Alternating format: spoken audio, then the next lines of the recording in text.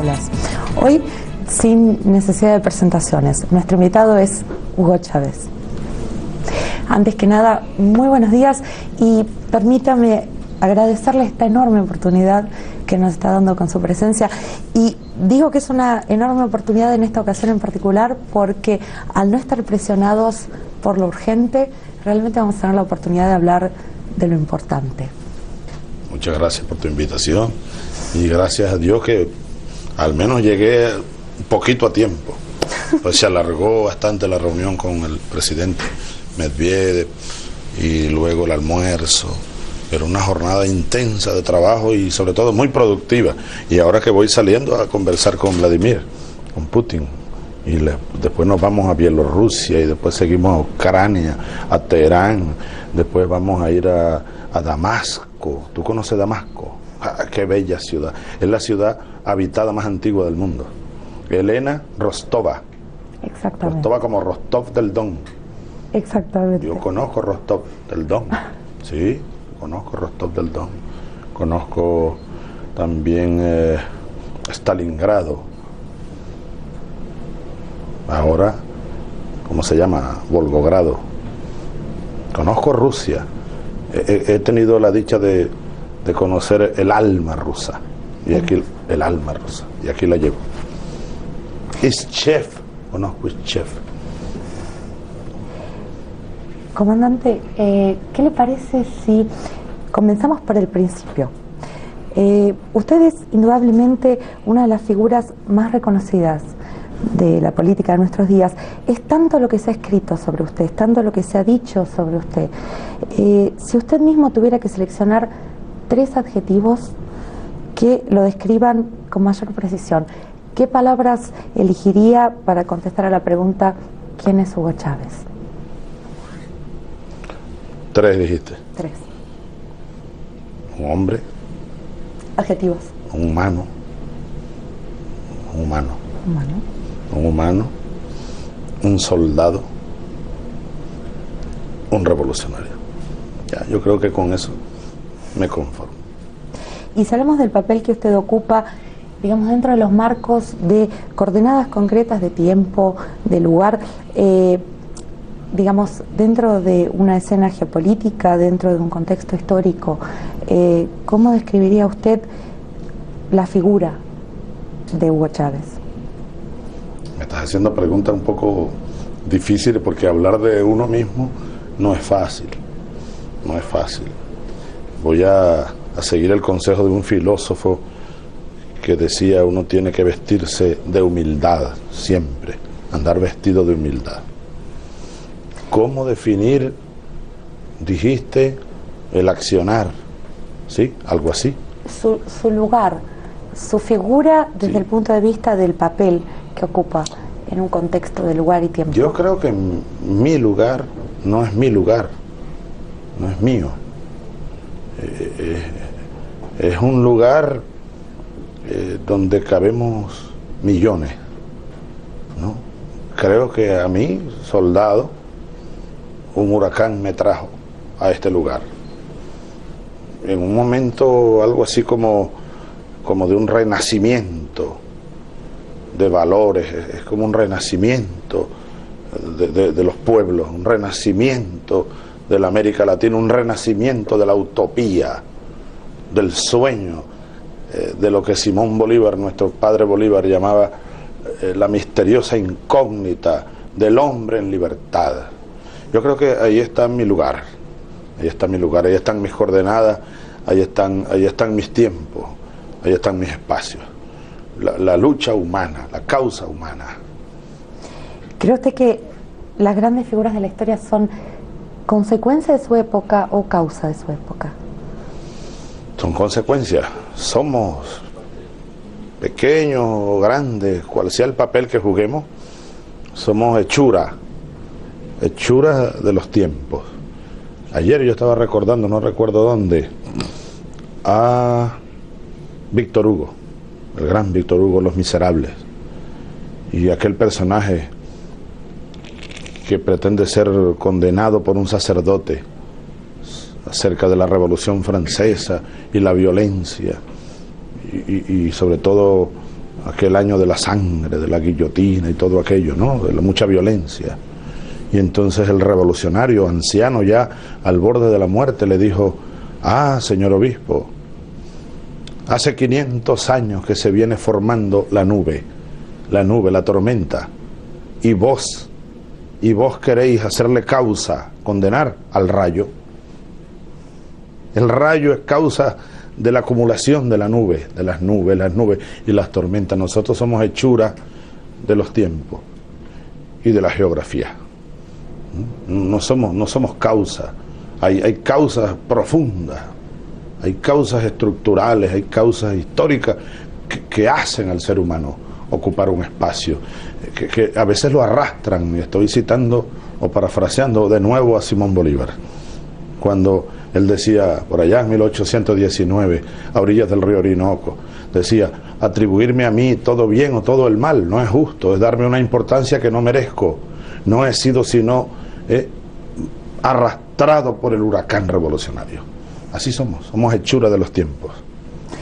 Usted, en su postura ideológica, utiliza palabras que a veces cobran ciertos tintes místicos, digamos. Usted habla de la lucha del bien y el mal, habla del camino al infierno, ha hablado del diablo. En esos términos, ¿cómo describiría nuestra época? Nuestra época, un poco te lo puedo responder de muchas maneras, pero Antonio Gramsci me llega a la memoria. Nuestra época es una época de muerte y de parto. Decía Antonio Gramsci, una verdadera crisis histórica, orgánica, verdadera, ocurre cuando algo va a morir, pero no termina de morir. Y al mismo tiempo algo está naciendo y no termina de nacer. Ahí hay una crisis verdadera histórica. Estamos en una crisis epocal, o en una época de crisis a lo Gramsci. También está escrito, tú hablabas de lo místico, Cristo. Yo soy muy cristiano y siento que soy un soldado de Cristo, ando por el camino de Cristo, el Redentor de los pueblos, aquel que dijo: bienaventurados los pobres, porque de ellos será el reino de los cielos, aquel que dijo: más fácil será que un camello pase por el ojo de una aguja a que un rico entre al reino de los cielos. Estamos en tiempos de alfa y omega, de comienzo y de fin. Es un tiempo, es una mutación lo que estamos viviendo. Así yo lo siento. Estamos en el medio de una mutación. Usted en su momento habló del expresidente George Bush como del diablo. ¿Cómo se referiría al actual mandatario norteamericano? Yo no dije del diablo, yo dije huele a azufre. Huele a azufre. Claro, relacionando a que había pasado Bush por ahí, ¿verdad? A lo mejor es que pasó acompañado del diablo y el diablo dejó el azufre, ¿no? Pero bueno, Bush y su momento y su tiempo y sus políticas guerreristas, agresoras, imperialistas, ¿no? Que bastante daño le han hecho al mundo. Y mira todo lo que nos legó: guerras, tensiones, aquel que dijo: bueno, perseguiremos a los terroristas, pero no se refería realmente a los terroristas, sino, bueno, a cualquiera que estuviera, que difiriese de la política imperial de Estados Unidos, ¿verdad? Entonces tú me preguntas por el actual presidente de los Estados Unidos.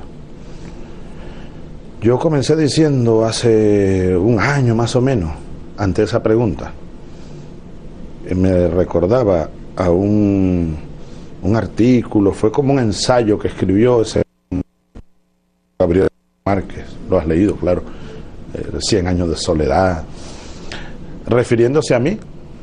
El Gabo yo lo conocí en La Habana con Fidel, siendo presidente electo hace 11 años, más o menos por estos días, finales de 1998. Fuimos a La Habana y estaba el Gabo ahí. Como Fidel no deja hablar a nadie, el Gabo me quería entrevistar, pero Fidel habla que habla y el Gabo ahí, yo sentado. Al final Fidel dio la solución, me dijo: bueno, el Gabo te quiere hacer unas preguntas. Gabo, te puedes ir con Chávez en el avión a Caracas. Y así lo hicimos. El Gabo se montó en el avión y nos fuimos a Caracas, 3 horas hablamos, ¿no? Luego él siguió a Colombia, me dejó en Caracas y siguió a Colombia. Y a los pocos días escribió ese artículo. se llama El enigma de los dos Chávez. Yo tomé prestada la idea del Gabo y dije, el enigma de los dos Obama. Yo veía dos Obama. Es decir, el Obama con el que hablé varias veces en Trinidad y Tobago, de la sonrisa, con su color que carga detrás una historia, ¿no? Su propio nombre, sus promesas de hacer un giro, de respetar la soberanía de los pueblos, su discurso en el Cairo, y el otro Obama, presidente del imperio. Ahora, lamentablemente, un año después, creo, dije que hay como una puja entre los dos Obama. Hoy lamentablemente, el Obama que prometió cambios, el Obama que prometió cosas, el Obama de la mano en Trinidad, como que se desfiguró, como que desapareció.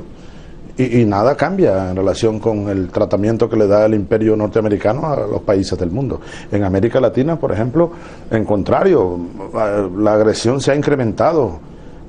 Y detrás de todas esas agresiones está la mano oculta del imperio yanqui. El golpe de Estado contra Mel Zelaya en Honduras, contra el ALBA, el golpe de Estado contra Rafael Correa hace apenas unos días en Quito, las agresiones contra Venezuela.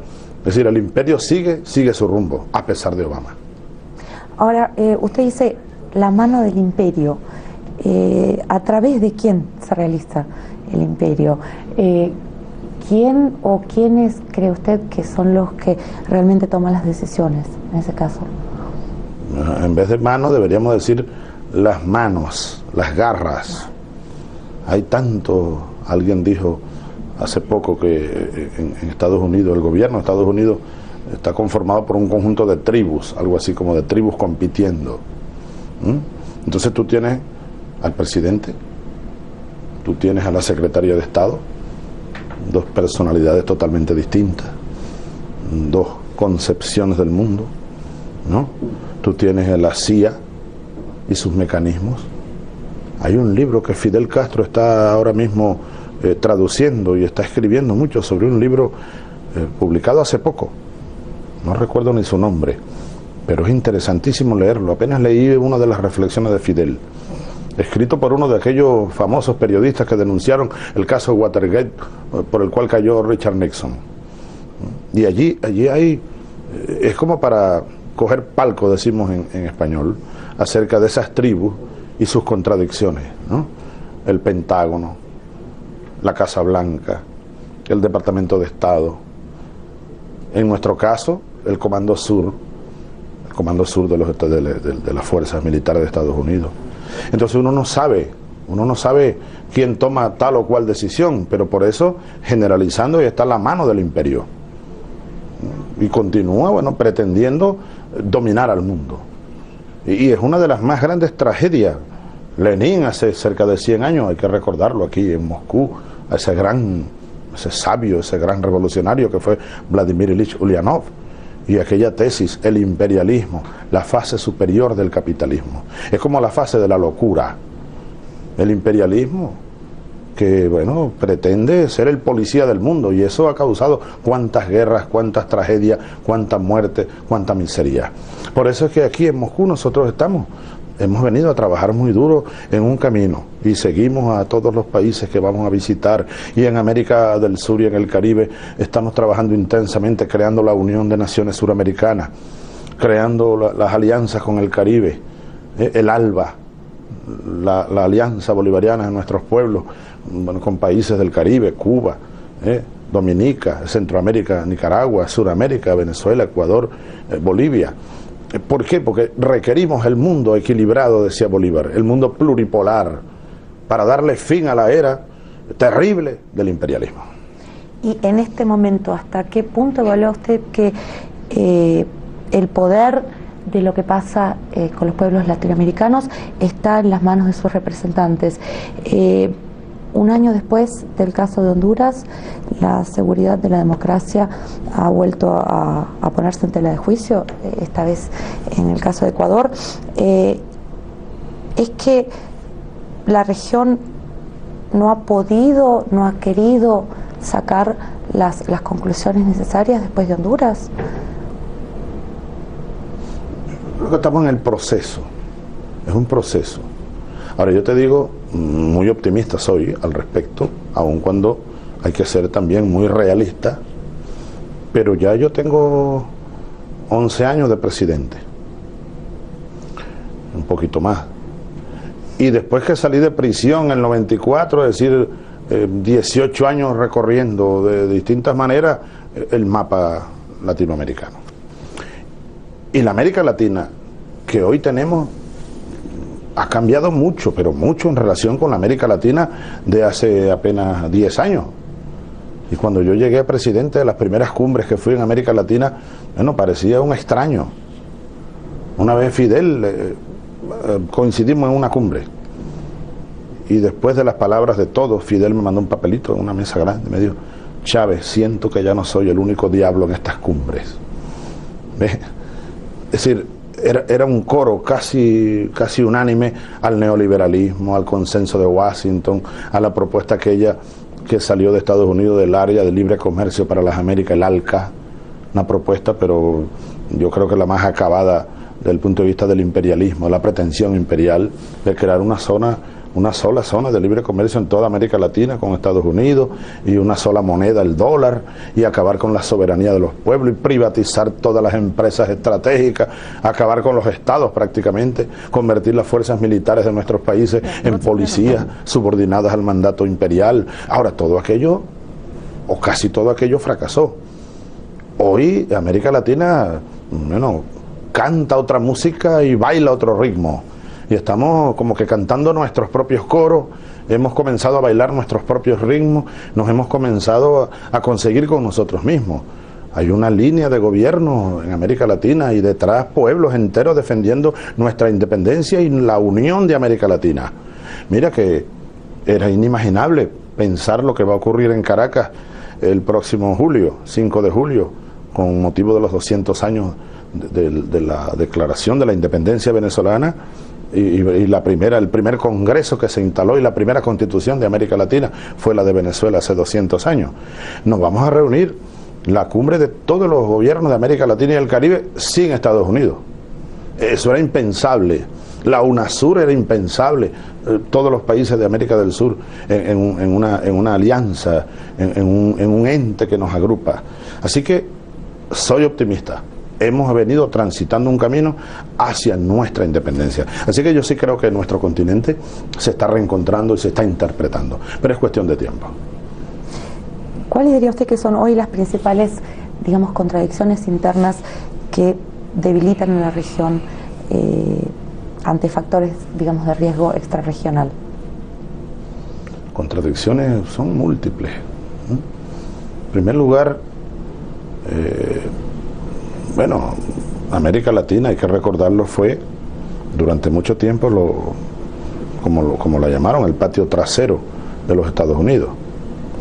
Y Estados Unidos se encargó durante todo el siglo XX y antes incluso.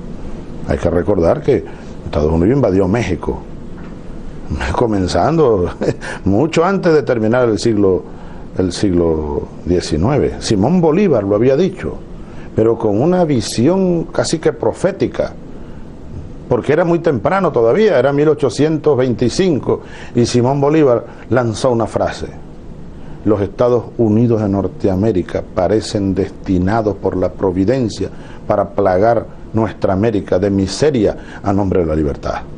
Entonces Estados Unidos se encargó de eliminar, de cortar de raíz o de cabeza todo gobierno, o casi todos los gobiernos que salieron o que surgieron haciendo otro planteamiento de la independencia.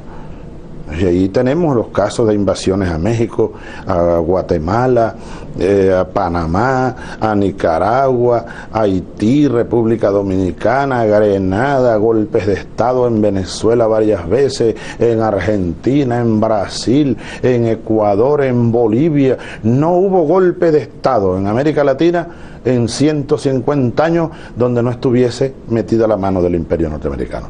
Y además el imperio se cuidó de sembrar, ¿no?, los lacayos en cada país, las élites, de formar las élites, lo que llamamos los pitiyanquis. Entonces esa es una de las grandes contradicciones, un continente que tiene la voluntad de cambiar su modelo económico, por ejemplo. En Venezuela, te voy a poner el ejemplo de Venezuela. Tenemos 10 años impulsando los cambios. Es una revolución pacífica, una revolución democrática, una revolución absolutamente legítima, pero hay una élite allí económica que se resiste desde todos los puntos de vista y con todas las armas que puedan contra los cambios democráticos. Golpe de Estado, sabotaje económico, sabotaje petrolero. Es allí una de las confrontaciones crudas. Bueno, si vamos a hablar de las tesis históricas, por ejemplo, la del marxismo es la lucha de clases. Los ricos por un lado y los pobres que quieren salir de la situación de miseria, de atraso y de pobreza. Es allí una de las grandes, digamos, contradicciones que hay en América Latina. Contradicciones económicas, contradicciones políticas, sobre todo alimentadas por esas fuerzas encontradas. Pero habrá que superar esas contradicciones, habrá que superarlas, porque son inevitables. Cuando tú pretendes hacer un cambio, te vas a conseguir de frente con todas esas fuerzas que se van a resistir. Uno de los puntos principales del desacuerdo entre Venezuela y Colombia es el acuerdo por el que Colombia permitiría el acceso de soldados norteamericanos a sus bases. Bueno, lo que distintos representantes de América Latina ven como una amenaza a la seguridad, a la soberanía de la región.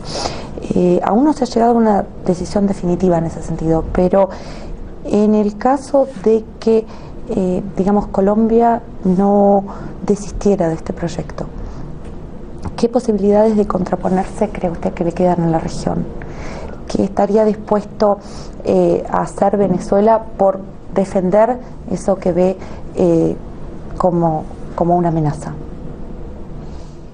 Afortunadamente, digo, después del cambio de gobierno en Colombia, hace pocos meses, ha habido al respecto de ese tema como un giro que nosotros estamos obligados a mirar, a apreciar y, ¿por qué no?, también a estimularlo.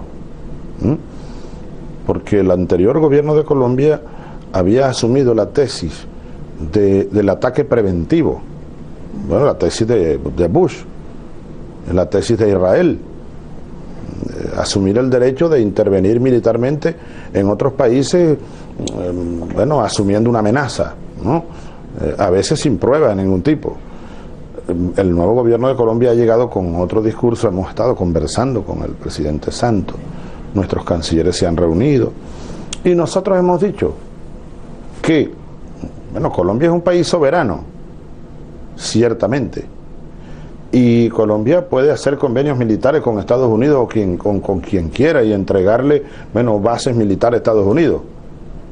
Lo único que nosotros queremos y exigimos es que se respete la soberanía de los demás países vecinos de Colombia y más allá los países de América Latina y el Caribe. Así que nosotros no hacemos punto de honor, ni estamos exigiendo que las tropas de Estados Unidos o las fuerzas de Estados Unidos, sean militares o civiles, se retiren de Colombia, porque eso corresponde a los colombianos. Lo que exigimos, si es un punto de honor, es que se respete nuestra soberanía y así habrá paz entre nosotros. Bueno, no vamos a hablar entonces de qué es lo que podría pasar en caso de que ellos no accedieran. Vamos a ver lo que pasa en ese sentido entonces. Usted en una entrevista dijo que un factor constante en los conflictos entre Venezuela y Colombia ha sido la mentira diseñada en laboratorio. ¿A qué laboratorio se refiere? ¿Cómo funciona ese mecanismo de diseñar mentiras? Yo creo que es una de las razones de muchos de los conflictos que hay en el mundo. De muchos de los conflictos. Bueno, fíjate la guerra en Irak. La guerra en Irak y los cientos de miles de muertos y de niños fallecidos, asesinados más bien, y la tragedia de ese pueblo fue hecha en base a una mentira, que el gobierno de Irak tenía armas de destrucción masiva. Esa fue la razón, la única razón asumida por el imperio y sus aliados para invadir Irak. Ahora, después reconocieron que no había armas de destrucción masiva. Fue fabricada esa mentira. Y sin embargo ahí sigue la guerra en Irak. Y ha sido una política constante del imperio norteamericano. 1954, para poner otro ejemplo. Yo estaba naciendo y estaban bombardeando la ciudad de Guatemala. Y utilizaron una mentira. Que bueno, que venía un gobierno comunista del presidente Jacobo Arbenz y que eso era una amenaza para Centroamérica, para el Caribe. Fíjate que no había llegado Fidel Castro todavía. Bueno, Fidel estaba ya haciendo política, era líder estudiantil, pero no había llegado a la Revolución Cubana. Pero utilizaron el expediente del comunismo para invadir a Guatemala y derrocar aquel gobierno. Igual hicieron con República Dominicana para derrocar, después de la invasión aquella terrible, a aquel gran dominicano que fue Juan Bosch. Era un demócrata, quería hacer algunos cambios. En el caso de Venezuela se sigue recurriendo a una y a 100 mentiras. Que si en Venezuela hay campamentos terroristas de la FARC o del ELN, que si en Venezuela hay campamentos donde se le da adiestramiento a la ETA y los terroristas de la ETA, del Hezbollah, que si en Venezuela estamos enriqueciendo uranio, que estamos, bueno, ya poco falta para que digan que estamos haciendo una bomba atómica también. Es decir, ese es el laboratorio de la mentira. Bueno, ¿para qué? Para justificar cualquier cosa. De mí, por ejemplo, se dice, sí, que yo apoyo el terrorismo, que apoyamos el narcotráfico, que apoyamos, bueno, intervenciones en otros países, pero es la mentira repetida, como Goebbels, 100 veces, para que, bueno, se transforme en una verdad y luego justifique cualquier tipo de agresión. Mira, cuando a mí me derrocaron por dos días, ¿cuáles fueron los titulares de casi todos los grandes diarios del mundo? Cayó el dictador Chávez. Se vino trabajando la mentira de que yo era un dictador, y todavía se trabaja la mentira, se sigue elaborando. El dictador, la dictadura de Chávez, el dictador Chávez, la dictadura de Chávez. Luego, cualquier cosa que ocurra, bueno, cayó el dictador, para bien del mundo. Ese es el laboratorio al que yo me refiero. Y eso ha funcionado, le ha funcionado bien al imperio en muchas ocasiones y en muchos espacios. Afortunadamente para los pueblos no les ha funcionado siempre. Yo creo que cada día le va a funcionar menos. Mira lo que pasó en Ucrania y aquella llamada Revolución Naranja, y ahí se demostró de nuevo que fracasó cuando se impone al final la verdad de los pueblos. En Venezuela igual, han fracasado 1, 2 y 3 veces, y yo estoy seguro que van a seguir fracasando. En general usted con frecuencia habla de mentiras, por ahí interpretando las versiones que se manejan a nivel internacional de tal o cual acontecimiento. Y realmente usted en su carrera ha tenido la posibilidad de ver muchísimo, de ser parte de mucho. ¿Cuál diría usted que de entre todas ha sido, digamos, la mentira más grande, más evidente, más cruel por ahí? ¿En relación con nosotros? En general, de las que ha podido presenciar. Conmigo, en relación con Venezuela. No necesariamente, puede ser, sí. De todas esas mentiras. Sí. Oye, son tantas que habría que hacer una selección de mentiras. En relación conmigo, yo que las he vivido, las he sentido, las he sufrido incluso muchas veces, ¿no? En una ocasión se repitió tanto, que Hugo Chávez estaba creando, antes de yo ser presidente, las guerrillas gran colombianas bolivarianas de Sudamérica. Eso lo repitieron muchísimo en prensa, radio, televisión. Fue en aquella ocasión que yo visité a Fidel por primera vez, ¿no? Se dijo tanto y se inventó una leyenda, incluso de que había unos barcos cargados de armas entrando por el Orinoco rumbo a las montañas de Venezuela para armar entre Venezuela, Colombia y Sudamérica esas grandes guerrillas gran colombianas. Fue tanta la profusión de aquella mentira que yo recuerdo, en Caracas teníamos una pequeña oficina por allá y de repente llega una llamada y me dicen, no, que llama un periodista de Londres, y yo atiendo. Entonces el periodista no sé cómo ubicó aquel teléfono y él me dice, ¿usted es Hugo Chávez? Sí, soy Hugo Chávez, a su orden. ¿Y dónde está usted? ¿Está en Caracas, verdad? Sí, estoy en Caracas. Pero bueno, yo tengo la información de que usted debe estar en los llanos de Venezuela con unos barcos llenos de armas. Es decir, yo me reía mucho y normalmente me río de tanta mentira, pero en el fondo son mentiras que apuntan a una tragedia. ¿Ve? A una tragedia. De mí se ha dicho, por ejemplo, y lo siguen repitiendo, hace poco lo repetía alguien en Venezuela, no, el presidente Chávez es un loco. Cuando decían, eso fue la primera campaña electoral, 1998, decían en televisión, señores muy serios, señoras analistas, no, el presidente, el candidato Chávez es loco.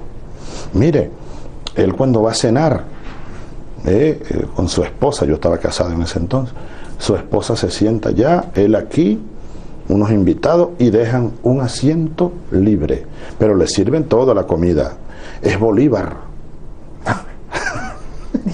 Pero lo dicen con una seriedad de mayo. Son cosas bien absurdas, ¿no? Pero bueno, el catálogo es largo. En otra ocasión dijeron que, mira, nosotros con Irán tenemos algunos proyectos de cooperación de mucha importancia para los dos países. Una fábrica de bicicletas para niños, para mujeres, para adultos, deportiva y tal. Y salió publicado y alguien diciendo que no era bicicleta, que era un galpón y que sí, había bicicletas ahí, pero que en el sótano, debajo del galpón, había un sótano y que allí se estaba enriqueciendo uranio. Eso lo señalan, mira, gente que aparentemente es seria, titulares de periódicos serios, bueno, a veces el New York Times o periódicos de Europa que tienen fama de ser muy serios. Pero es el desespero por desfigurar un proyecto, más que a un hombre, que soy solo un hombre, pero es un proyecto. Le tienen miedo a la idea, le tienen miedo a la verdad, le tienen miedo a lo que nosotros representamos y pretenden desfigurarlo. Bueno, ¿para qué? Para acabarlo, como decía Simón Rodríguez cuando atacaban tanto a Bolívar hace 200 años, 180 años. Él decía, bueno, atacan tanto a Bolívar no por Bolívar, porque lo que es un hombre es por lo que él representa, es porque le tienen miedo a la idea, le tienen miedo al fuego que carga, tienen miedo que se propague. En una ocasión a mí me entrevistó una dama, una periodista de mucha más experiencia que tú, aunque tú tienes experiencia ya, pero aquella señora Barbara Walters, estadounidense. Y ella al final de la entrevista me preguntó, mire usted, no sé qué, ¿quién es su candidato en las elecciones de Estados Unidos? ¿No? Era cuando Bush se estaba reeligiendo y el otro candidato era Gore, creo que era Gore, ¿no? ¿Sí? Que le robaron las elecciones, por cierto, a Gore. Luego yo le digo, no, yo no tengo candidato. Eso corresponderá al pueblo de los Estados Unidos. Y luego le dije algo que pudiera parecer como inmodesto, pero que me surgió de aquí, de un sentimiento. Yo le dije, no, yo no voy por ninguno de los dos, pero solo le digo que si yo fuera norteamericano, yo sería candidato y yo ganaría las elecciones en Estados Unidos. Un poco por una broma, una travesura, una travesura. Pero yo, una vez fuimos por el Bronx y recorrimos algunos barrios, tú sabes, y dando discursos en una iglesia cristiana, y por aquí y por allá. Al final terminaron saboteándonos todos los eventos. Donde yo iba, se iba la luz, se apagaba la luz. Le tienen miedo a lo que uno siente y a lo que uno transmite, porque uno mira los ojos, uno habla con el corazón. Yo hablo con el corazón, una combinación de mente y corazón. Y yo sabría cómo hablarle a ese pueblo de los Estados Unidos. Claro, me matarían a los 2 días, como mataron a Martin Luther King y a muchos otros líderes, verdaderos líderes que ha tenido el pueblo de los Estados Unidos, para impedirle llegar a posiciones de liderazgo que pudieran haber conducido verdaderos procesos de cambio en esa sociedad. ¿Y qué salidas le queda a esa sociedad entonces para alcanzar un verdadero proceso de cambio? A los Estados Unidos. Es difícil imaginárselo. Porque el poder destructivo que allí se vino conformando, el poder y la perversión y la capacidad de hacer daño que allí se vino acumulando es muy grande. Y no solo para hacer daño en el mundo entero, sino también a su propia sociedad. Hace poco salió una información acerca de una encuesta o un sondeo elaborado por algún instituto en Estados Unidos. Y le preguntaban allá a los jóvenes quién era o quién fue Beethoven. Y buena mayoría dijo un perro. Hace poco también leí otro informe. Una universidad de Estados Unidos, un instituto universitario, centro de estudio, hizo una investigación. 95% de los billetes físicos que circulan en Washington tienen trazas de cocaína. Eso indica un poco bueno, el nivel al que ha llegado esa sociedad, al que la han llevado. Yo, todo mi respeto a todos los hombres y mujeres que viven en los Estados Unidos, pero es que los han bombardeado durante tanto tiempo que yo creo que ellos ven el mundo al revés. Buena parte ve el mundo al revés. Además, hay 40 millones de pobres allá. Hay leyes verdaderamente dictatoriales. Hay represión, hay persecución. Ahí sí es verdad que hay una tiranía en los Estados Unidos. Y se presentan como la democracia modelo. Así que es difícil imaginarse el destino de esa sociedad. Pero bueno, uno tiene que aspirar lo mejor, ¿verdad? Uno tiene que aspirar lo mejor, uno tiene que pensar que llegará el día y pudiera llegar los vientos del sur. Los vientos del sur pudieran llegar hacia el norte. La salvación del norte pudiera estar en el sur. Hablando del continente americano, pero también del mundo. De los arrasados de la historia. Del África que estoy viendo ahí, ese continente bello, hermoso, profundo, donde nació, según todas las investigaciones antropológicas, ahí apareció el ser humano. África, América del Sur, América Latina, el Caribe. De ahí pudiera surgir el viento que salve al mundo. Usted en su respuesta con mucha frecuencia recurre a citas, a lo que alguien le ha contado, alguien le ha mostrado. Da la sensación de ser una persona que está siempre dispuesta a prestarle atención, a retener la sabiduría, digamos, con la que se topa. Si tuviera que elegir de todos los consejos, de todas las moralejas, las lecciones que le han dado, ¿cuál considera usted que es el más valioso? En verdad, a mí, desde niño, y le agradezco a la vida haber nacido donde nací y cómo nací, en un pueblo campesino, en una casita de palma, de techo de piso de tierra, paredes de tierra, de barro, y una madre maestra, y un padre maestro, y una abuela maravillosa, que también fue maestra. Y desde muy niño, a mí me empezaron a apasionar los libros. Me apasiona, yo no puedo vivir sin libros.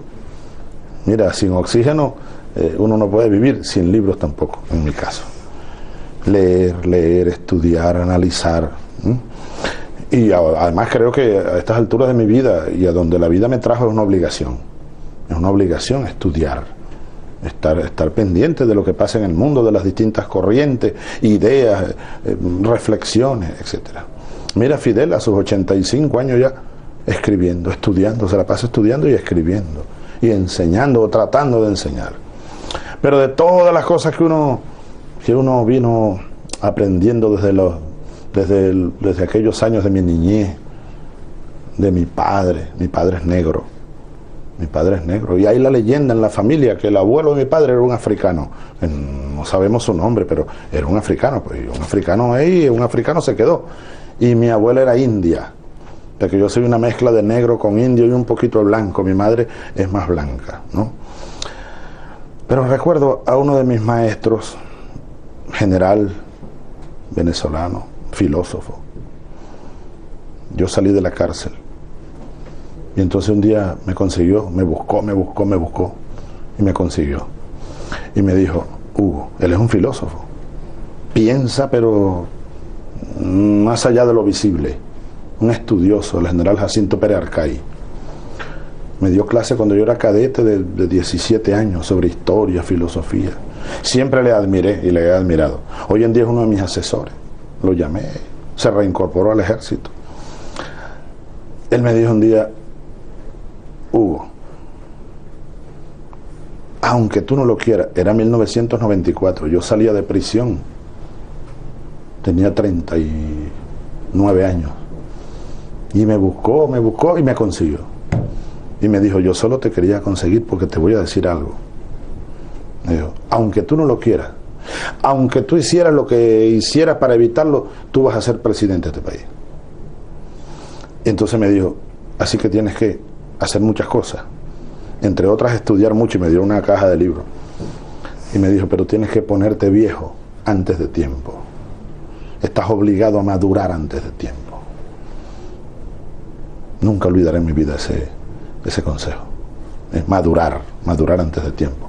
Ponerse viejo antes de tiempo, para asumir una responsabilidad que, bueno, al final me tocó, y en verdad yo no tenía muchas ganas de incursionar en la carrera política tradicional. Yo salí de la cárcel, bueno, a tratar de abrir otros caminos, pero al final todo me empujó y todo me llevó a ser candidato presidencial y a ganar como ganamos las elecciones, las primeras y la segunda y la tercera, y ahora parece que tengo que ganar las cuartas dentro de 2 años. Parece que estoy obligado otra vez a ganarla para garantizar la continuidad de la revolución democrática en Venezuela, de la construcción del socialismo en Venezuela. Pero nunca olvidar eso: tienes que ponerte viejo antes de tiempo. Fue como un mandato. ¿Sabes otro que recuerdo? Uno de esos días estaba yo cansado, hace pocos años, después de golpes de Estado, sabotaje. ¿Qué pasó? Me están haciendo señas ya, el tiempo. Y entonces me voy a Cuba, a una visita de trabajo. Fidel me dijo: Chávez, te veo cansado. Porque Fidel además es psicólogo, médico y de todo. Hace poco me mandó una pastilla, que él es médico ahora. Me dijo: tómate esta pastilla, no sé qué más, que es vitamina de no sé qué cosa, y que una pastilla de esa equivale a tomarse 10 botellas de vino. Bueno, entonces voy a ahorrarme, no me gusta tomar vino. Me estoy tomando una pastilla de vitamina, multivitamínica. Bueno, Fidel me dijo: te veo cansado, hace como 3 años. Anda, descansa, te recomiendo un lugar. Y me envió allá a un lugar antiguo, donde él iba con el Che. Ahí, me dijo, me mandó a decir, ahí esa casa fue la última casa donde el Che vivió, mientras se entrenaba para ir a Bolivia. Quiero que sepas eso, para que te llenes allá. Bueno, yo salí a caminar por una montaña con unos amigos, ¿no? Andaba cansado, y no solo físicamente, un poco en el espíritu. Y entonces de repente sale un hombre de la montaña en una mula. Y aquel hombre, para sorpresa mía, él me ve y no se sorprende. Me ve con tranquilidad, se baja de la mula y me dice: Chávez, ¿tú por aquí? Con una voz grave, ¿no? Imperturbable. Yo: hola, ¿cómo está usted? Le doy la mano. Y usted: no, vengo de la montaña. Yo vivo allá arriba. ¿Y en qué trabaja?, le pregunto. Bueno, siembro. Y soy pastor evangélico. Y yo jamás pensé que iba a verte en mi vida, Chávez, así. Y como si me leyera el alma, me dijo: te quiero exhortar. Te exhorto, Chávez, a que continúes, sin cansarte. Nunca olvidaré aquel encuentro que fue como mágico, en una montaña en Cuba. Al lado de la casa. ¿Ah? ¿El cansancio se pasó? Salí volando ahí. Salí como volando, como un cóndor. Cuba es un sitio donde uno se alimenta mucho. Es una magia. Mi hija Rosa dice: papá, es la isla de los gigantes. Cuba. Permíteme hacerle una pregunta más. Veo que le queda muy poco tiempo, pero es inevitable. Si usted tuviera la posibilidad de hacer, digamos, un viaje en el tiempo y encontrarse en el año 2050, por decir un momento, ¿cómo se imagina, cómo ve usted que viven los pueblos latinoamericanos en ese entonces? En primer lugar, por esos años ya debe haber en este mundo, según las proyecciones, cerca de 9.000 millones de habitantes. Imagínate, va a ser un mundo más complicado. Yo hoy lo comentaba con Dimitri, lo que estamos haciendo nosotros ahora, Rusia, Venezuela, de manera bilateral, y muchos otros países, es preparar las condiciones, ir creando las condiciones para que nuestros hijos y nuestros nietos puedan vivir en este mundo en condiciones, bueno, digamos, de dignidad. Ahora, tú me preguntas que en el año 2050 me imagine la América Latina. Me la voy a imaginar. Por el rumbo que vamos, América Latina será libre. Será mitad del siglo XXI. Ya yo no debo estar allí, ¿no?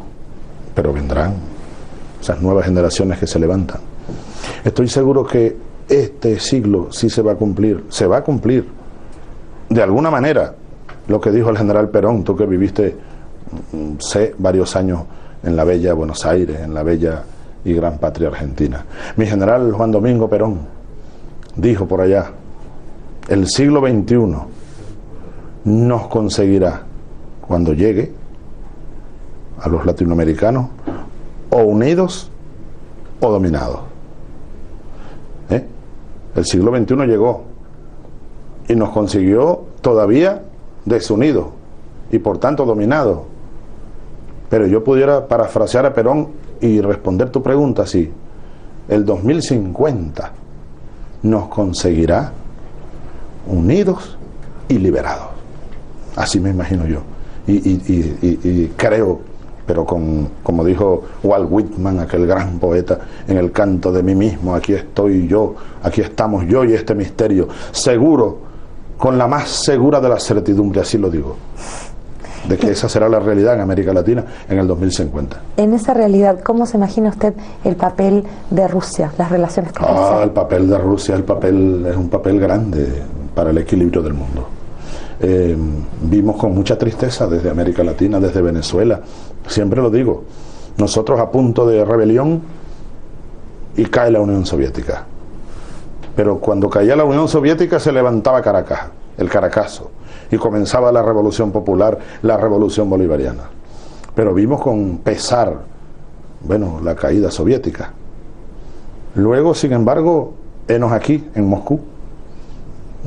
Henos aquí en Moscú, vimos con mucha preocupación esa Rusia postsoviética de rodillas. Pero vimos de repente que surgió Vladimir Putin. Y un día nos conocimos en Nueva York, 2001, él recién llegado a la presidencia de Rusia. Y una reunión muy breve, y hablamos 10 minutos. Y me dijo: Chávez, yo te quisiera ver en Moscú para que sigamos hablando. A los pocos meses estaba yo aquí en Moscú. Había mucho frío. Me invitó a su residencia. Caminamos desde las 9 de la noche como hasta las 11, mucho frío había. Como a la medianoche me llevó hasta el carro, me regaló un abrigo y me dijo: Hugo, no sé si todo lo que hemos hablado podrá ser verdad o realidad, pero al menos seamos buenos amigos. Ahí comenzó a abrirse un camino, continuado ahora con Dimitri. Entonces hoy lo digo, yo soñé con llegar a Moscú algún día y ver a la Unión Soviética. No fue posible, pero no importa. Aquí está Rusia de pie de nuevo y cumpliendo un papel por la liberación de este mundo. Y yo sé y tengo fe en que Rusia, su pueblo, su cultura, su profundidad, su historia, sus líderes, sus nuevos líderes van a seguir asumiendo esa responsabilidad, contribuir como gran potencia que es Rusia y será cada día más grande con el mundo en equilibrio, que será el mundo libre, verdaderamente libre y justo y en paz. De esta visita en particular, ¿qué impresiones se lleva? ¿Qué impresiones me llevo? Esa impresión de que seguimos caminando por el camino correcto, de que estamos construyendo el futuro soñado. Hemos firmado, mira, hemos llegado a tantos acuerdos muy importantes en energía, petróleo, en gas, en agricultura, en transporte. Nos llevamos unos LADA para allá. Vamos a enviar café para acá, cacao, banano, hemos hecho unos convenios y una conversación profunda con el presidente, con el canciller. Bueno, me voy con la impresión de que es en verdad cada día más sólida la relación profunda que tenemos Venezuela y Rusia, y que cada día va a continuar profundizándose, solidificándose. Hemos firmado un plan de acción estratégico 2010-2014, lo cual le dije a Dimitri, nos obliga a ganar las elecciones que tenemos en el 2012. Aquí hay elecciones presidenciales en el 2012 y allá en el año 2012, al final del mismo 2012. Así que estamos comprometidos a seguir triunfando y a seguir abriendo los caminos del futuro. Ojalá que así sea. Una vez más, muchísimas gracias por esta oportunidad que nos ha dado, por supuesto. Pero te invito a Caracas, ve por Caracas. Y es bueno que recorras aquel país que es tuyo también, y aquella América Latina que tú sé que quieres, porque viviste allá y conociste. Este ha sido el presidente de la República Bolivariana de Venezuela, Hugo Chávez. Muchas gracias por habernos acompañado, por haber estado con nosotros. Hasta la próxima.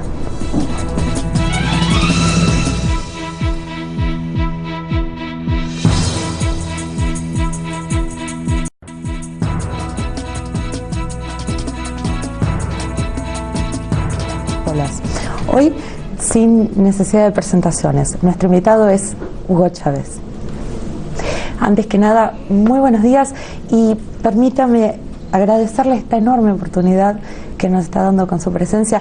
Y digo que es una enorme oportunidad en esta ocasión en particular porque, al no estar presionados por lo urgente, realmente vamos a tener la oportunidad de hablar de lo importante.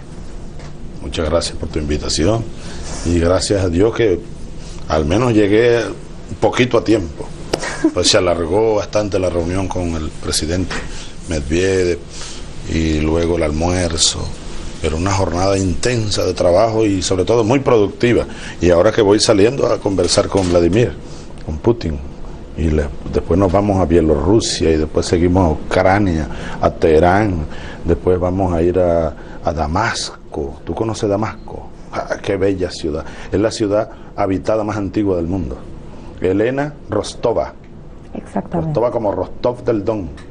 Exactamente. Yo conozco Rostov del Don. Sí, conozco Rostov del Don. Conozco también Stalingrado. Ahora, ¿cómo se llama? Volgogrado. Conozco Rusia. He tenido la dicha de conocer el alma rusa. Y aquí el alma rusa. Y aquí la llevo. Ischev. Conozco Ischev. Comandante, ¿qué le parece si comenzamos por el principio? Usted es indudablemente una de las figuras más reconocidas de la política de nuestros días. Es tanto lo que se ha escrito sobre usted, es tanto lo que se ha dicho sobre usted. Si usted mismo tuviera que seleccionar 3 adjetivos que lo describan con mayor precisión, ¿qué palabras elegiría para contestar a la pregunta ¿quién es Hugo Chávez? 3 dijiste. 3. Un hombre. Adjetivos. Un humano. Un humano. Humano. Un humano. Un soldado. Un revolucionario. Ya, yo creo que con eso me conformo. Y si hablamos del papel que usted ocupa, digamos, dentro de los marcos de coordenadas concretas de tiempo, de lugar, digamos, dentro de una escena geopolítica, dentro de un contexto histórico, ¿cómo describiría usted la figura de Hugo Chávez? Me estás haciendo preguntas un poco difíciles porque hablar de uno mismo no es fácil. No es fácil. Voy a seguir el consejo de un filósofo que decía: uno tiene que vestirse de humildad siempre, andar vestido de humildad. ¿Cómo definir, dijiste, el accionar? ¿Sí? ¿Algo así? Su lugar, su figura desde el punto de vista del papel que ocupa en un contexto de lugar y tiempo. Yo creo que mi lugar no es mi lugar, no es mío. Es un lugar donde cabemos millones, ¿no? Creo que a mí, soldado, un huracán me trajo a este lugar. En un momento algo así como de un renacimiento de valores, es como un renacimiento de los pueblos, un renacimiento de la América Latina, un renacimiento de la utopía, del sueño, de lo que Simón Bolívar, nuestro padre Bolívar, llamaba la misteriosa incógnita del hombre en libertad. Yo creo que ahí está mi lugar, ahí está mi lugar, ahí están mis coordenadas, ahí están mis tiempos, ahí están mis espacios. La lucha humana, la causa humana. ¿Cree usted que las grandes figuras de la historia son consecuencia de su época o causa de su época? Son consecuencias. Somos pequeños o grandes, cual sea el papel que juguemos, somos hechura de los tiempos. Ayer yo estaba recordando, no recuerdo dónde, a Víctor Hugo, el gran Víctor Hugo, Los Miserables, y aquel personaje que pretende ser condenado por un sacerdote acerca de la Revolución Francesa y la violencia, y sobre todo aquel año de la sangre, de la guillotina y todo aquello, ¿no? De la mucha violencia. Y entonces el revolucionario, anciano ya al borde de la muerte, le dijo: ah, señor obispo, hace 500 años que se viene formando la nube, la tormenta, y vos queréis hacerle causa, condenar al rayo. El rayo es causa de la acumulación de la nube, de las nubes y las tormentas. Nosotros somos hechura de los tiempos y de la geografía. No somos causa. Hay causas profundas, hay causas estructurales, hay causas históricas que hacen al ser humano ocupar un espacio, que a veces lo arrastran. Y estoy citando o parafraseando de nuevo a Simón Bolívar, cuando él decía, por allá en 1819, a orillas del río Orinoco, decía: atribuirme a mí todo bien o todo el mal no es justo, es darme una importancia que no merezco. No he sido sino arrastrado por el huracán revolucionario. Así somos hechura de los tiempos. Usted, en su postura ideológica, utiliza palabras que a veces cobran ciertos tintes místicos, digamos. Usted habla de la lucha del bien y el mal, habla del camino al infierno, ha hablado del diablo. En esos términos, ¿cómo describiría nuestra época? Nuestra época, un poco te lo puedo responder de muchas maneras, pero Antonio Gramsci me llega a la memoria. Nuestra época es una época de muerte y de parto. Decía Antonio Gramsci, una verdadera crisis histórica, orgánica, verdadera, ocurre cuando algo va a morir, pero no termina de morir. Y al mismo tiempo algo está naciendo y no termina de nacer. Ahí hay una crisis verdadera histórica. Estamos en una crisis epocal, o en una época de crisis a lo Gramsci. También está escrito, tú hablabas de lo místico, Cristo. Yo soy muy cristiano y siento que soy un soldado de Cristo, ando por el camino de Cristo, el Redentor de los pueblos, aquel que dijo: bienaventurados los pobres, porque de ellos será el reino de los cielos, aquel que dijo: más fácil será que un camello pase por el ojo de una aguja a que un rico entre al reino de los cielos. Estamos en tiempos de alfa y omega, de comienzo y de fin. Es un tiempo, es una mutación lo que estamos viviendo. Así yo lo siento. Estamos en el medio de una mutación. Usted en su momento habló del expresidente George Bush como del diablo. ¿Cómo se referiría al actual mandatario norteamericano? Yo no dije del diablo, yo dije huele a azufre. Huele a azufre. Claro, relacionando a que había pasado Bush por ahí, ¿verdad? A lo mejor es que pasó acompañado del diablo y el diablo dejó el azufre, ¿no? Pero bueno, Bush y su momento y su tiempo y sus políticas guerreristas, agresoras, imperialistas, ¿no? que bastante daño le han hecho al mundo, y mira todo lo que nos legó: guerras, tensiones, ¿eh? Aquel que dijo, bueno, perseguiremos a los terroristas, pero no se refería realmente a los terroristas, sino, bueno, a cualquiera que estuviera, que difiriese de la política imperial de Estados Unidos, ¿verdad? Entonces tú me preguntas por el actual presidente de los Estados Unidos.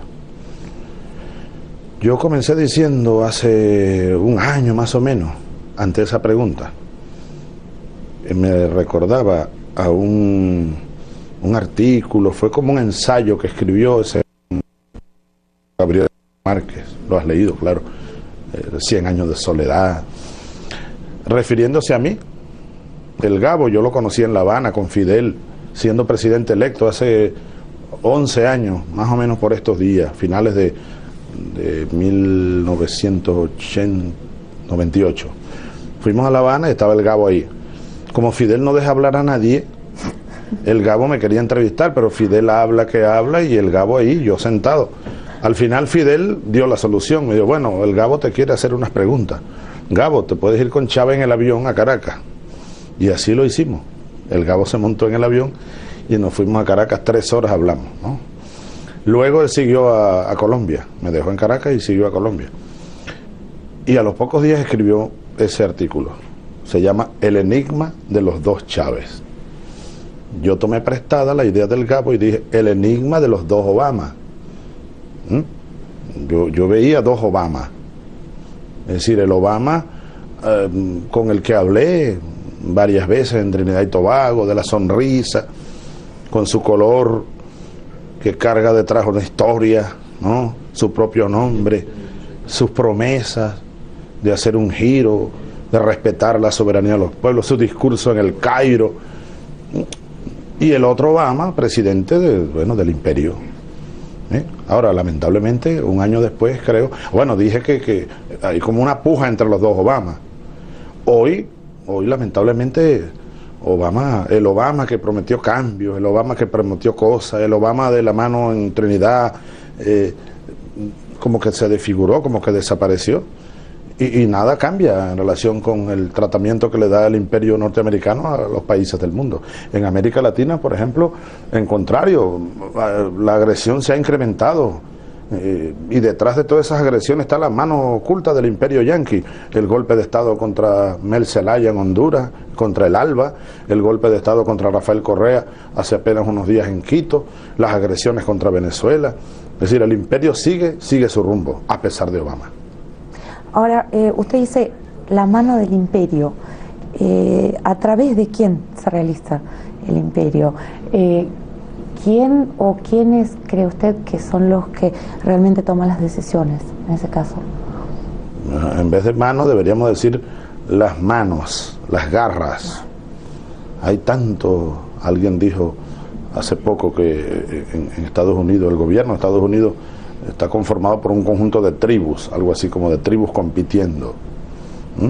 Entonces tú tienes al presidente, tú tienes a la secretaria de Estado, dos personalidades totalmente distintas, dos concepciones del mundo, ¿no? Tú tienes a la CIA y sus mecanismos. Hay un libro que Fidel Castro está ahora mismo traduciendo y está escribiendo mucho sobre un libro publicado hace poco, no recuerdo ni su nombre, pero es interesantísimo leerlo. Apenas leí una de las reflexiones de Fidel, escrito por uno de aquellos famosos periodistas que denunciaron el caso Watergate, por el cual cayó Richard Nixon. Y allí hay, es como para coger palco, decimos en español, acerca de esas tribus y sus contradicciones, ¿no?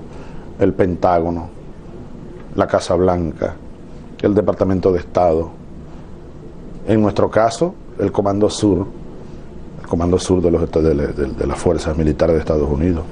Entonces uno no sabe quién toma tal o cual decisión, pero por eso, generalizando, está la mano del imperio. Y continúa, pretendiendo dominar al mundo. Y es una de las más grandes tragedias.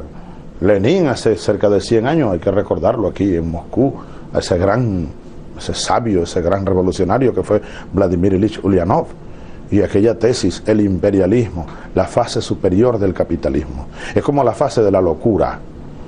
El imperialismo que, bueno, pretende ser el policía del mundo, y eso ha causado cuántas guerras, cuántas tragedias, cuántas muertes, cuánta miseria.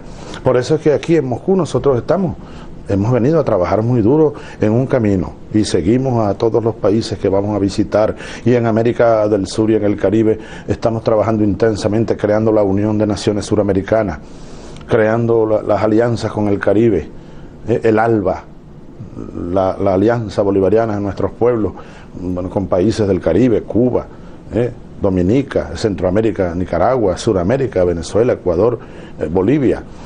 ¿Por qué? Porque requerimos el mundo equilibrado, decía Bolívar, el mundo pluripolar, para darle fin a la era terrible del imperialismo. Y en este momento, ¿hasta qué punto evalúa usted que el poder de lo que pasa con los pueblos latinoamericanos está en las manos de sus representantes?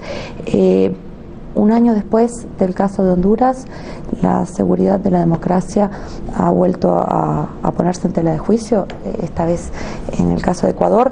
Es que la región no ha podido, no ha querido sacar las conclusiones necesarias después de Honduras. Creo que estamos en el proceso, es un proceso. Ahora yo te digo, muy optimista soy al respecto, aun cuando hay que ser también muy realista, pero ya yo tengo 11 años de presidente, un poquito más, y después que salí de prisión en el 94, es decir, 18 años recorriendo de distintas maneras el mapa latinoamericano. Y la América Latina que hoy tenemos ha cambiado mucho, pero mucho en relación con la América Latina de hace apenas 10 años. Y cuando yo llegué a presidente de las primeras cumbres que fui en América Latina, bueno, parecía un extraño. Una vez Fidel, coincidimos en una cumbre, y después de las palabras de todos, Fidel me mandó un papelito en una mesa grande, me dijo: Chávez, siento que ya no soy el único diablo en estas cumbres. ¿Ves? Es decir, era un coro casi unánime al neoliberalismo, al consenso de Washington, a la propuesta aquella que salió de Estados Unidos del área de libre comercio para las Américas, el ALCA, una propuesta, pero yo creo que la más acabada desde el punto de vista del imperialismo, la pretensión imperial de crear una sola zona de libre comercio en toda América Latina con Estados Unidos, y una sola moneda, el dólar, y acabar con la soberanía de los pueblos y privatizar todas las empresas estratégicas, acabar con los estados prácticamente, convertir las fuerzas militares de nuestros países en policías subordinadas al mandato imperial. Ahora, todo aquello, o casi todo aquello, fracasó. Hoy América Latina, bueno, canta otra música y baila otro ritmo. Y estamos como que cantando nuestros propios coros, hemos comenzado a bailar nuestros propios ritmos, nos hemos comenzado a conseguir con nosotros mismos. Hay una línea de gobierno en América Latina y detrás pueblos enteros defendiendo nuestra independencia y la unión de América Latina. Mira que era inimaginable pensar lo que va a ocurrir en Caracas el próximo julio, 5 de julio, con motivo de los 200 años de la declaración de la independencia venezolana, y el primer congreso que se instaló y la primera constitución de América Latina fue la de Venezuela hace 200 años. Nos vamos a reunir la cumbre de todos los gobiernos de América Latina y el Caribe sin Estados Unidos. Eso era impensable. La UNASUR era impensable. Todos los países de América del Sur en una alianza, en un ente que nos agrupa. Así que soy optimista. Hemos venido transitando un camino hacia nuestra independencia. Así que yo sí creo que nuestro continente se está reencontrando y se está interpretando, pero es cuestión de tiempo. ¿Cuáles diría usted que son hoy las principales, digamos, contradicciones internas que debilitan a la región ante factores, digamos, de riesgo extrarregional? Contradicciones son múltiples. En primer lugar, bueno, América Latina, hay que recordarlo, fue durante mucho tiempo como la llamaron, el patio trasero de los Estados Unidos. Y Estados Unidos se encargó durante todo el siglo XX y antes incluso. Hay que recordar que Estados Unidos invadió México, comenzando mucho antes de terminar el siglo XIX. Simón Bolívar lo había dicho, pero con una visión casi que profética, porque era muy temprano todavía, era 1825, y Simón Bolívar lanzó una frase: los Estados Unidos de Norteamérica parecen destinados por la providencia para plagar nuestra América de miseria a nombre de la libertad. Entonces Estados Unidos se encargó de eliminar, de cortar de raíz o de cabeza todo gobierno o casi todos los gobiernos que, bueno, que salieron o que surgieron haciendo otro planteamiento, la independencia. Y ahí tenemos los casos de invasiones a México, a Guatemala, a Panamá, a Nicaragua, a Haití, República Dominicana, Grenada, golpes de Estado en Venezuela varias veces, en Argentina, en Brasil, en Ecuador, en Bolivia. No hubo golpe de Estado en América Latina en 150 años donde no estuviese metida la mano del imperio norteamericano. Y además el imperio se cuidó de sembrar, ¿no?, los lacayos en cada país, las élites, de formar las élites, lo que llamamos los pitiyanquis. Entonces esa es una de las grandes contradicciones, un continente que tiene la voluntad de cambiar su modelo económico, por ejemplo. En Venezuela, te voy a poner el ejemplo de Venezuela. Tenemos 10 años impulsando los cambios. Es una revolución pacífica, una revolución democrática, una revolución absolutamente legítima, pero hay una élite allí económica que se resiste desde todos los puntos de vista y con todas las armas que puedan contra los cambios democráticos. Golpe de Estado, sabotaje económico, sabotaje petrolero. Es allí una de las confrontaciones crudas. Bueno, si vamos a hablar de las tesis históricas, por ejemplo, la del marxismo es la lucha de clase. Los ricos por un lado y los pobres que quieren salir de la situación de miseria, de atraso y de pobreza. Es allí una de las grandes, digamos, contradicciones que hay en América Latina. Contradicciones económicas, contradicciones políticas, sobre todo alimentadas por esas fuerzas encontradas. Pero habrá que superar esas contradicciones. Habrá que superarlas, porque son inevitables. Cuando tú pretendes hacer un cambio, te vas a conseguir de frente con todas esas fuerzas que se van a resistir. Uno de los puntos principales del desacuerdo entre Venezuela y Colombia es el acuerdo por el que Colombia permitiría el acceso de soldados norteamericanos a sus bases.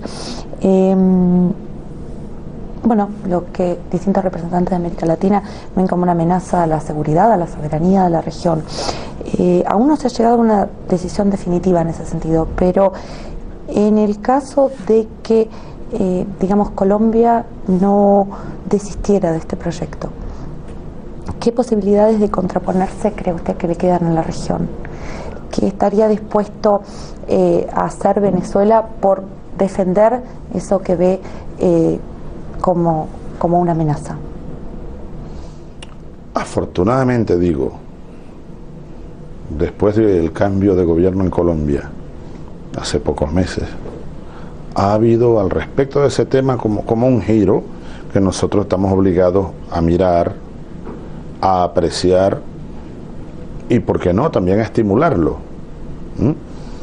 Porque el anterior gobierno de Colombia había asumido la tesis del ataque preventivo, bueno, la tesis de Bush, la tesis de Israel, asumir el derecho de intervenir militarmente en otros países, bueno, asumiendo una amenaza, ¿no?